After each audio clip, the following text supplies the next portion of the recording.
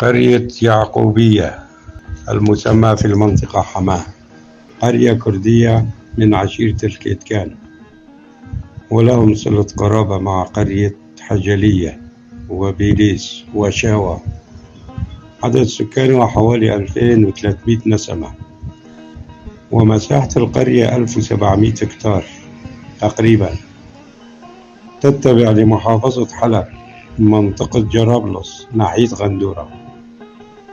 تبعد عن حلب شمال شرق 78 كيلومتر، وعن منطقة جرابلس غربا 19 كيلومتر، وعن غندورة شرقا 11 كيلومتر. تحدها من جهة الغرب قرية خراج، ومن جهة الشرق قرية أم الرسو، من الشمال قرية الحاضر، ومن الجنوب قرية عرب حسن كبير وعرب حسن صغير.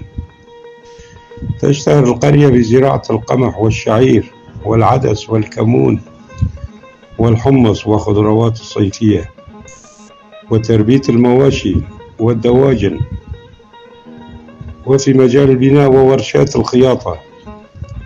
مثل كل القرى الكردية تعرضت لسياسات التتريك والتعريب عبر التاريخ، وخاصة في السنوات الأخيرة عن طريق تغيرات وسيطرة عدة فصائل عليها، وخاصة أثناء سيطرة داعش المسيس من الأتراك، وتفريغ شحنة الحقد على الأكراد.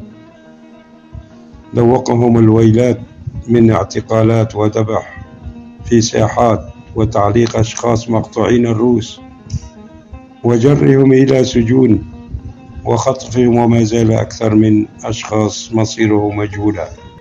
وبعد سيطرة المرتزقة بدأ فرض سيطرته ومضايقته على الأهالي، والهدف منه تفريغ القرية من سكانها الأصليين، وتسكين عائلات غرب المنضمين لهم من كافة المناطق سوريا.